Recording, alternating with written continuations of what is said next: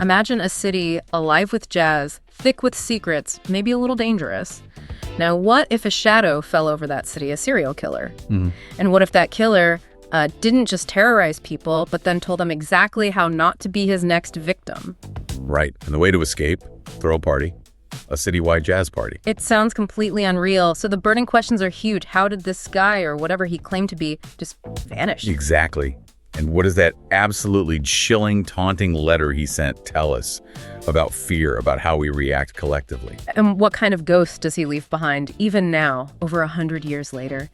Welcome to a new Mag Talk from English Plus podcast. Today we're diving deep into a real New Orleans enigma, the Axeman. Yeah, this one gets wild. Okay, let's set the scene. We're talking New Orleans, 1918. The Spanish flu, that global nightmare, is finally easing up a bit. Right, so there's maybe a sense of relief in the air, but it's fragile. People have been through a lot. And the city itself, New Orleans back then, you can almost smell it, can't you? Humid, gaslit streets, jazz spilling out of doorways. Oh, absolutely.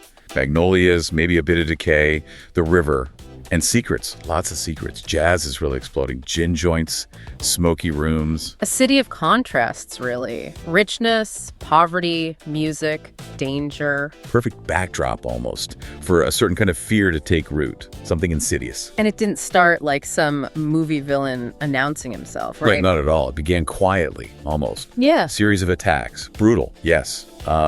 Horrific even, but they seemed isolated at first. Just random violence, or maybe personal scores being settled. That's what people might have thought initially, but looking back, no, there was a pattern, a really grim, consistent pattern emerging, a signature. And the first victims to really establish that pattern were Joseph and Catherine Maggio. That's right, Italian grocers lived right behind their shop. Pretty common setup. And May 23rd, 1918, their lives end horribly. Joseph's brothers find them. Yeah, they had to break the door down. And the scene inside, just unthinkable. Yeah. Savagely beaten. Bludgeoned. That's something else. Yeah, their throats were slit. With a straight razor. It's particularly brutal. Very personal. And the detail about the back door, the police missed it at first. It seems so, or maybe they just didn't grasp its significance right away. A panel in the back door wasn't smashed in, it was chiseled out. And chiseled, like someone took their time. Exactly. And the murder weapon. An axe, left right there. But here's the kicker. It was their axe, taken from their own place. Wow. Using their own tools against them. That adds a whole other layer of violation. It really does. And crucially, nothing was stolen.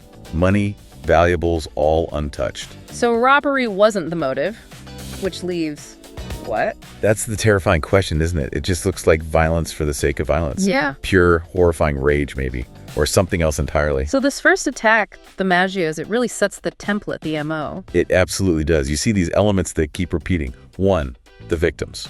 Often Italian-American grocers. Not always, but often enough that it became a noticeable and unfortunately a misleading focus. Right, leading to prejudice and distracting theories later on. Exactly. Two, the weapon. An axe or something similar, almost always found on site, belonging to the victims. Which is weird. He doesn't bring his own weapon. Suggests maybe he's opportunistic or maybe it's part of the ritual, the violation, using their own things. Three, the entry. That chiseled out backdoor panel. Very specific. Not just kicking the door in. Stealthy. Methodical, yeah. Before unleashing absolute savagery, which is point four. The attacks themselves. Brutal head trauma, often while victims were asleep, defenseless. And the lack of robbery, that's the part that just hangs there, making it feel almost random, but patterned randomness, if that makes sense. It suggests a psychology driven by something other than gain, doesn't it? Sadism, maybe? Right. Terror is the goal itself, which makes the killer far scarier, far more unpredictable than a simple thief. That contradiction, the neat entry and the brutal attack, it's chilling. And the Maggios were just the start. The city's brief relief from the flu is about to be shattered. Yeah, the fear started to build. It wasn't just background noise anymore. It was becoming this palpable dread. So who is next? The pattern continues. It does. Late June, just a few weeks after the Maggios, Louis Bessumer and his partner, Harriet Lowe, found in their place, again, attached to their grocery. Same method. Terrifyingly similar. Pool of blood, axe from their own yard, chiseled door. The signature was becoming undeniable. Did they survive? Bessumer did, though badly injured. Harriet Lowe lingered for weeks before dying. But before she passed, she gave a description. Yeah, she managed to whisper something about the attacker. A dark, heavy-set man, a lead. Finally. Well, a lead, yes. But think about it. Dark, heavy-set man in a diverse city like New Orleans in 1918 with no real forensics. It's incredibly vague, probably led to more confusion than anything else. Right, and it's around this time the newspapers latch on to a name. Exactly. The press needed something to call this terror, this phantom. They started connecting the attacks, highlighting the pattern, and someone coined the name, the Axeman. And that name just stuck. Became shorthand for the nightmare. Instantly. It captured the brutality, the mystery. It amplified the fear tenfold. You can just imagine the atmosphere in the city then. People must have been terrified. Oh, completely. It went beyond worry. It was palpable fear. People reinforcing doors, adding extra locks, buying guns. Sleeping with pistols under their pillows, maybe? Absolutely. Neighbors suddenly looking at each other differently. Could he be living next door? Could he be someone you know? That kind of paranoia sets in deep. And the police, what could they even do back then? Honestly, very little. Forensics were primitive, no DNA, basic fingerprinting at best, poor communication between precincts. They were relying on eyewitnesses, chasing shadows, really. And that focus on the Italian community didn't help, did it? It actively hindered the investigation. Because so many early victims were Italian grocers, the police, and frankly, a lot of the public jumped to conclusions about mafia hits or vendettas. Which sounds almost easier to understand than a random maniac. Maybe. It fits a narrative. But it meant they were potentially ignoring other leads, other possibilities. And worse, it led to innocent Italian Americans being arrested, harassed, their lives ruined, while the real killer walked free. A terrible combination of fear and prejudice. Definitely. It shows how societal biases can really warp an investigation, especially under pressure. And the attacks didn't stop there. The Axeman kept going. No, he wasn't deterred at all. In August 1918, he attacked Mrs. Edward Schneider. She was pregnant. Oh, God. Did she? Miraculously, yes. She woke up, saw this figure over her, fought back after being hit, and both she and her baby daughter survived. Survivors. That's interesting. What does that tell us? Was he interrupted? Or did he intend for them to live? It's hard to say for sure. Maybe he was interrupted.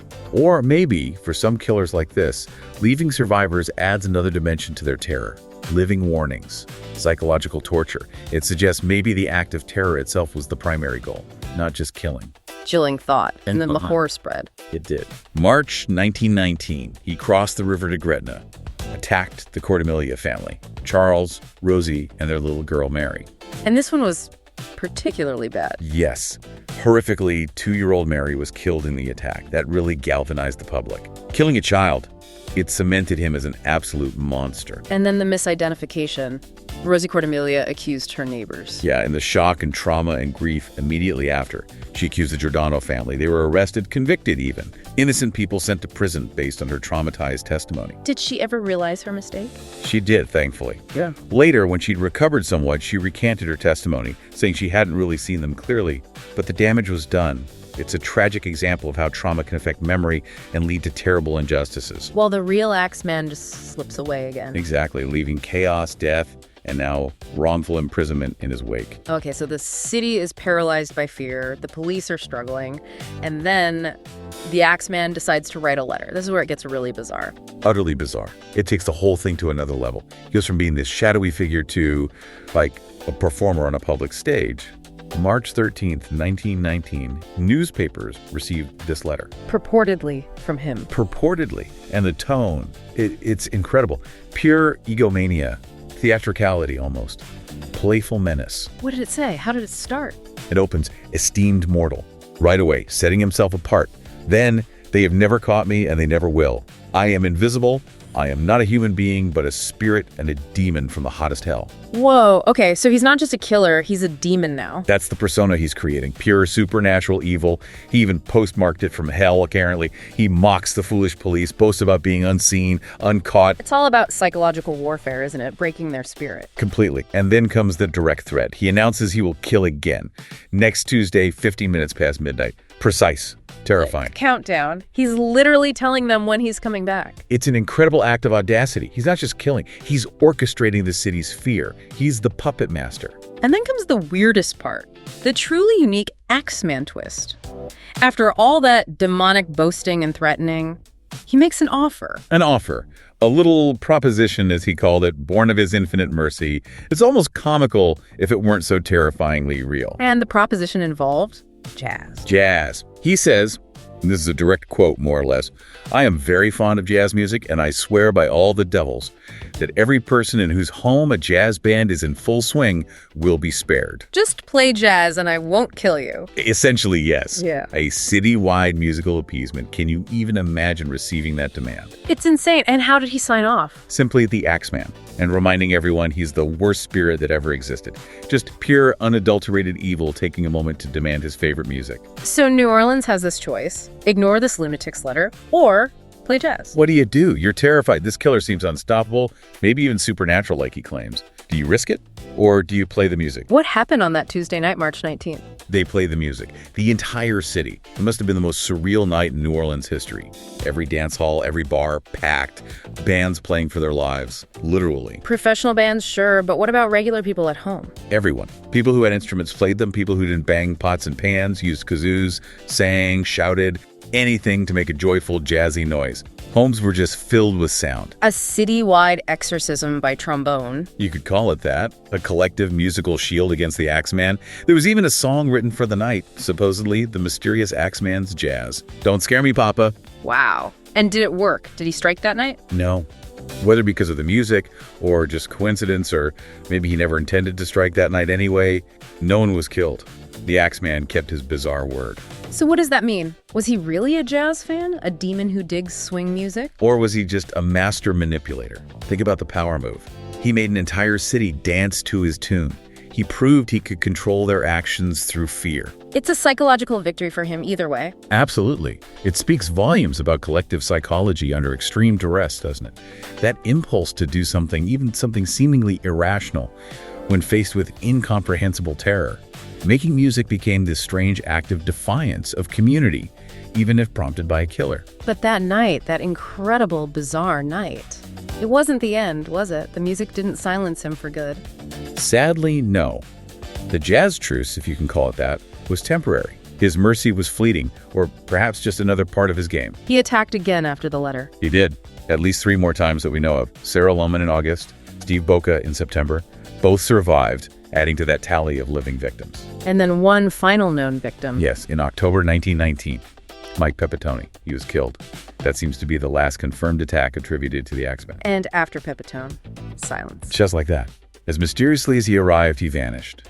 The attack stopped, the signature terror ended. Leaving the city relieved, I guess, but haunted. Definitely haunted. The immediate threat was gone, but the questions remained.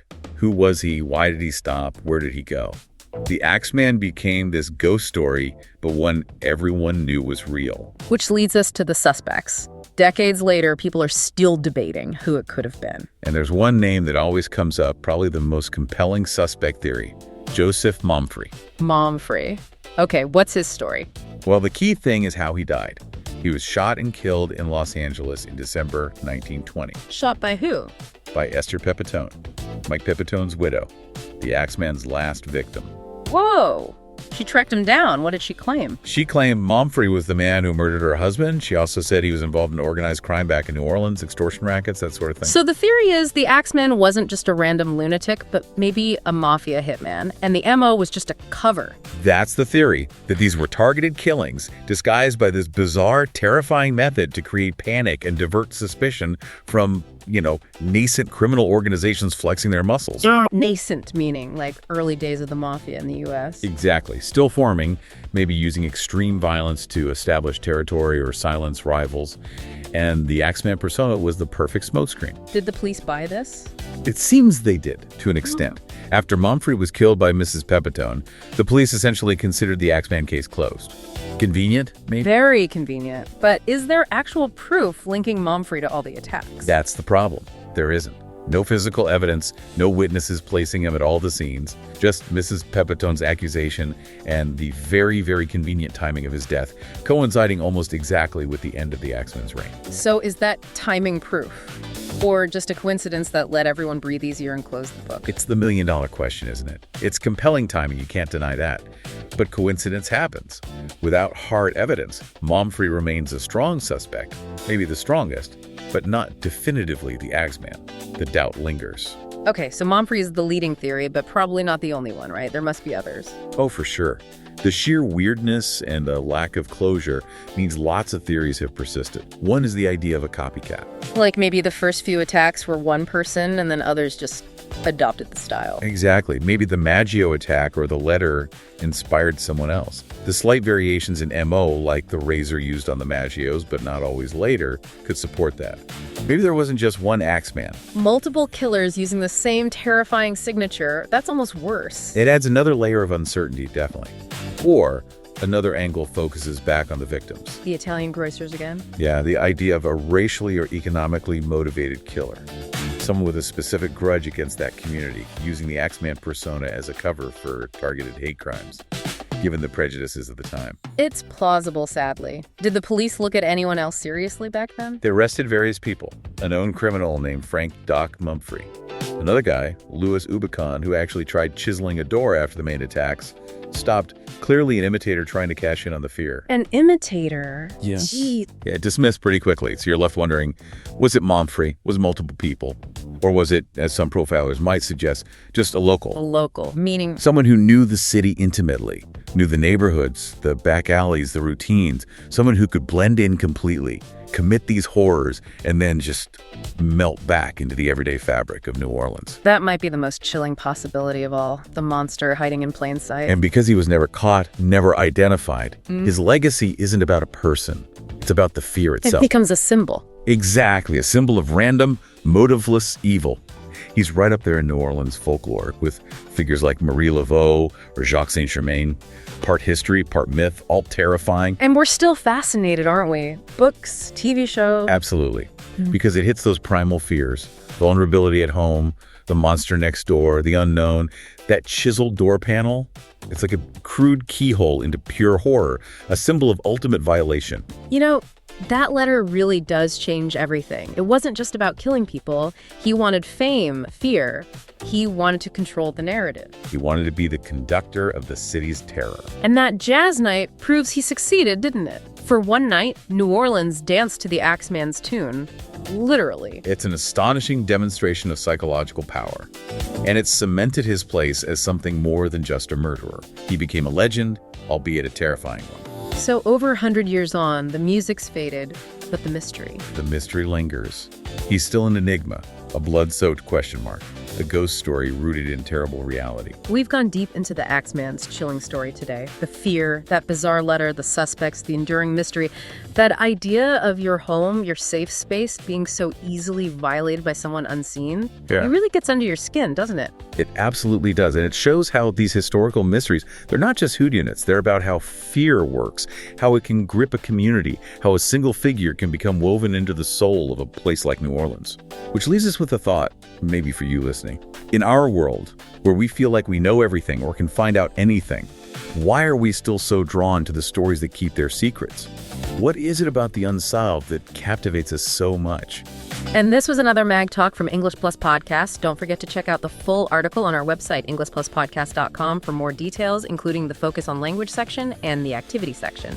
Thank you for listening. Stay curious and never stop learning. We'll see you in the next episode.